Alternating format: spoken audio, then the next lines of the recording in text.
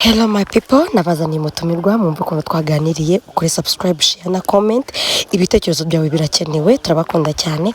Ngamukurikira ikiganiro. It's your girl Goreti Matibori, umuturanyi ubwo ni muri Goreti nyine nkuko mubizi. Okay, ni Goreti Jani Matibori Claudina n'amazina yose ya Nyamacibira ni Macibire banyita. So rero guys, guess what, nabazaniye umukunzi wanyu, umukobwa muramukunda cyane ndabizi, ni umuntu w'umubyeyi mwiza w'icyuke uko maranye. Shimwe ko wambaye neza. Merci. Usa neza sheri. Urakoze cyane. Nuko umeze neza pe.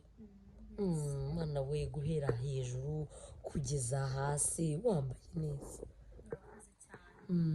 So rero ndagira ngo ngewe guys, murabizi ko ndabakunda cyane, mwarambwiye ngo ngiye mbazana utuntu twiza. Ese muramubona gute uyu muntu? Mwamumenye? Abantu bamenye uno muntu nibanyandikiye muri comment bambwiye ati twamumenye. Umuntu wa mbere nyine kuvuga ibi ngibi natandika ko bivuga ati uwo ngenda muzi, hari n'abatamuzi. Ese we cyangwa zamufite ibibazo. Kambabwiye rero ndagira ngo mbibutse yuko ni Jani ni Claudine. Guys, mukande subscribe kuri Jani Actress, nawe yafunguye channel rega ko tuza kubivugaho. So reka turebe. Shemubite. Okay guys, welcome back to my channel guys. This is Fidia Umutoni Uwase, abandi banzi ku mazina nitwa Umutoni Uwase Fidia ku bantu bambyaye, kandi abantu nyine twakoranye n'ababyeyi banjye banyise Umutoni Uwase Fidia.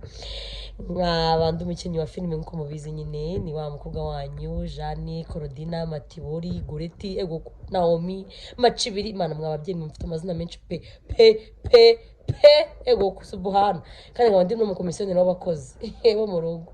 So rero guys, guess what, nabazaniye umukobwa wanyu, umubyeyi, umudamu wubatse, ni umukobwa mwiza cyane, ni umubyeyi mwiza cyane, no ku isura biragaragara. Shemsa, wambaye neza. Merci. Wambaye neza nanone. Urakoze cyane. Uko barake usa neza pe. None se sheri, wambarira he? Muri make wambarira he? Ninde ukwambika? Ugura itise ukidodeshereza. Mashallah. Wewe wambaye neza pe guys, murebe guhera hejuru ukamanuka ukagira hasi. Umukobwa yambaye neza pe. Mashallah. Niko. None se Shemsa, urakaza neza kuri channel yanjye. Kandi ndakushimira ko umva nyine make nyine witabira ubutumire bwanjye. Oh, mana we none ngo ndayuze. Umva shu. Okay, twagiye rero nagira ngo wibwire abantu, hari abantu batakuzi bamva ngo ni Shemsa ko batakumenye. Gusa I guess a lot of people already bakuzi nyine bakurikirana entertainment already, they know you. Okay, so I just want you to introduce yourself. Ivuge nyine twibwire Shemsa urinde. Amazina yanjye nisanzwe witwa Shemsa, abandi mama w'abana babiri, Madame Kiramani. Nako nari ntegereje kumva. Okay, ni ibyo. Madamu Kiramani guys, nize ko mwabyumvishe ngo ni Madamu Kiramani, ubwo ni umugore, ni umufasha, ni umutima w'urugo wa Kiramani. So rero guys, ndagira ngo mukurikire ikiganiro, ntunyureho utakanze subscribe, share, like and comment guys. Najya mbazana utuntu twiza, mwabyeyi mwenga content ziravuna. Ntukajya mubona mutubona content ziravuna cyane. Reba ko naransetsa comment ziravuna pe. Ntabwo ari comment ni content, ego ndavugishijwe. So twagiye rero. Ese Shemsa, amazina yawe ya nyakuri sibyo? Ngiye nzi ko ari Umuhoza Shemsa, nubwo ngenda kuvuze ngiye ko ndahindura bizi. So rero twibwire Shemsa ni muntu iki? Shemsa hari umuntu uri mwinshi. Twibwire Shemsa ni muntu iki? Reka mbivuge mu ncamake. Shemsa ni umuntu ukunda abantu, wanga akarengane, ugira impuhwe cyane, woroshya ubuzima. Shemsa, wanga iki ugakunda iki? Nanga umuntu umbwira nabi, nanga umuntu ubwira undi nabi. Aho ndi kubibona, nkunda kubona abantu bishimye, nkunda gutunguka hariya mbona abantu bishimye. Wow. Shemsa, mu biryo, tujye mu biryo, ukunda kurya iki? Mu mirire nkunda kurya igitoki. Ni igitoki gusa? Ni igitoki. N'imboga zose niba ari ibishyimbo? Uko cyaba gitetse kose ariko ari igitoki. Wow, really? Nzi ukunda umuceri, nzi undi ko wansuye nkaguha umuceri utabimbwiye. Nzi kuki utambwiye. Oya nese ubwo wasura umuntu ugasanga yatetse ikintu ukanga kukirya. Nzi ko twisanzura ko tumwe ati mva wewe mbwire we Jane we unekera igitoki. Ngiye nagiye guteka amapiraho, neka amanyama, amakoko, amafi. Reka nkubwire ibyo waba watetse byose naje kubisura ntabirya ariko ngiye ikintu nkunda cyane ni igitoki. So nizere ko abantu abakunzi bari kukumva abazagutumira bazamenya ibintu bya mbere urya. Umukobwa wacu akunda igitoki mwabyumvise. So rero Shemsa ngiye reka nkubwire bwa mbere nkubona cyane yuko nakundaga amaplanka yawe n'umugabo wawe. Ese ziriya planka ubundi uri umukinnyi wa filime cyangwa nuko gusa nyine bavuze mugakubwira ati ngwino dupfe gukora nawe ukagenda wahinze ngo mugiye gukora video? Ese uri umukinnyi wa filime cyangwa nyine uko wikora uduplanka gusa? Umukinnyi wa filime. Watubwira filime wakinnyemo? Filime nakinnyemo yitwa Kwizera. Wayikinnyemo wakinye muri inde? Nakinnyemo n'undi Shamsa. Wakinye role? Mba nyina role mba ndi umwana wo mu rugo. Nkunda umukozi wo mu rugo. Ubu uri umwana wo mu rugo ukunda umukozi wo mu rugo bazanye iwanyu? Mana we bu n'ubushinzi. Gakomana. Okay, none se Shemsa ubwo acting ni passion yawe urabikunda cyane? Shema ukunda gukina filime? Nkunda gukina filime.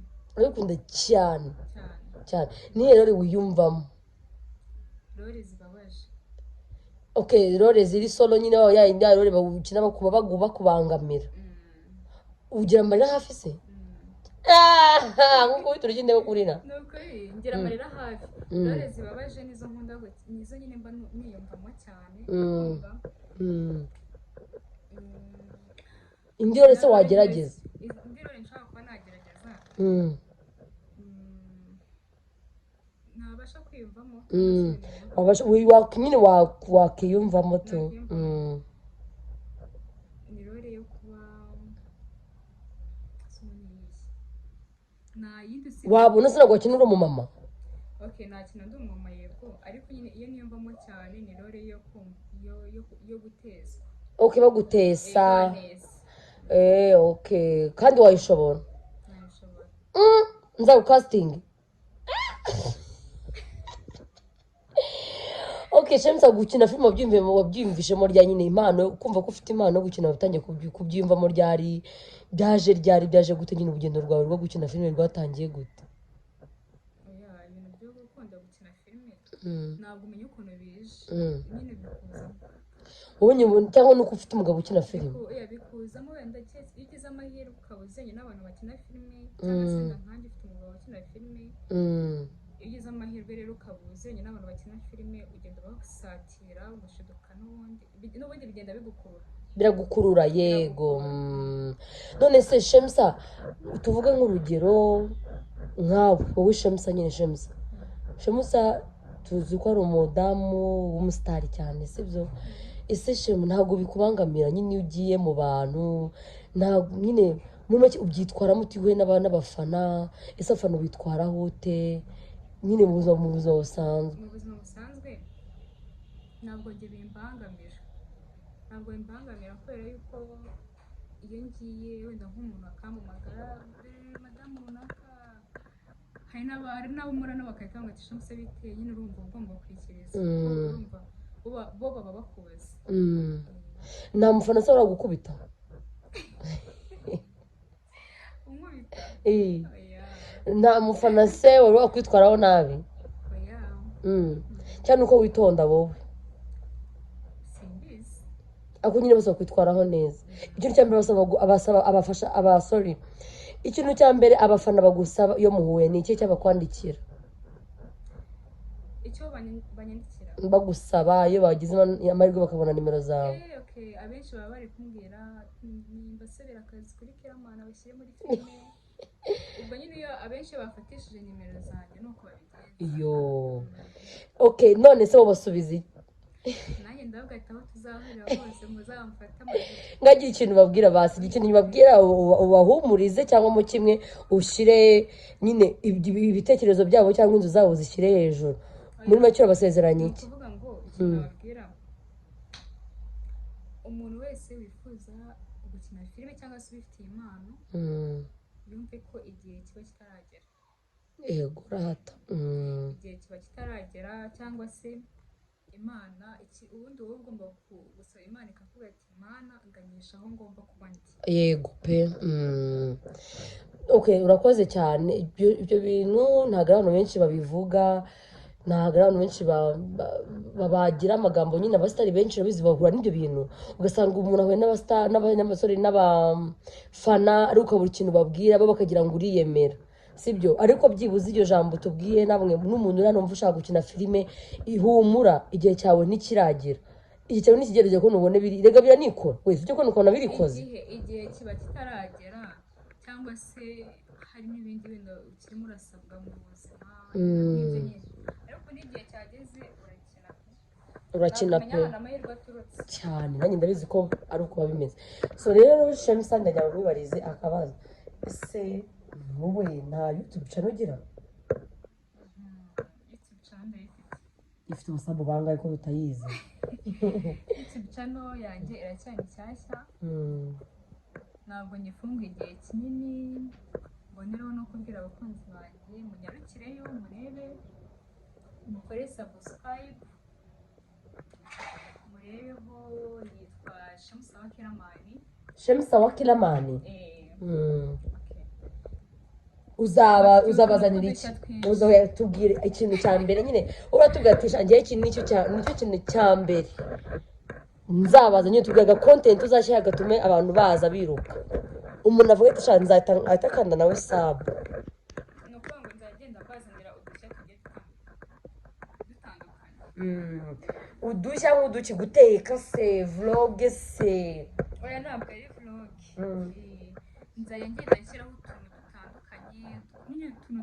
tugiye dutunguranye ntabwo ari ibintu nyine bihoraho yego ntabwo ari ibintu bihoraho nyine bya bindi bivuga ngo ni filime ya seri ngo azasohoka episode ya 2 nzagenda mbashyiraho utuntu twiza dutandukanye tw'ubuzima nyine abantu bacamo buri munsi yego so rero Shamsa ubwo twarararikira abantu tukababwira yuko harya ubwo bibayita guys mujye kuri Shamsa wa Kiramani mukore subscribe guys ibintu ukambabwire iyo umuntu mukunda ugomba no kumusapotinga right kat inshuti umeze neza nanjye meze neza abakoze kunsura ntabwo nshimye cyane nyine nishimye cyo kuza kuko watereye imisozi nyine wabyutse batingishe uzangiye gusura gureti matibori Jeanne umukozi mu ubwo rero uyu ni umushitsi wanjye Shamsa ndamukunda cyane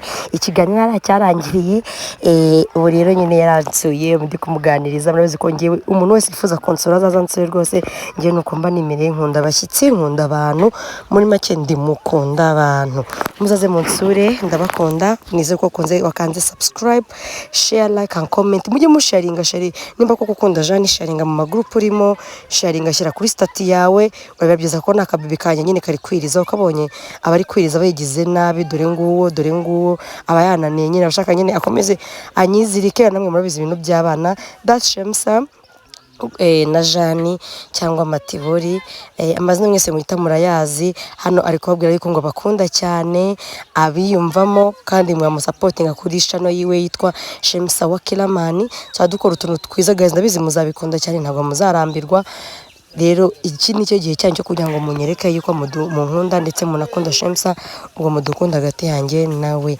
ciao guys I love you so much guys I love you baby.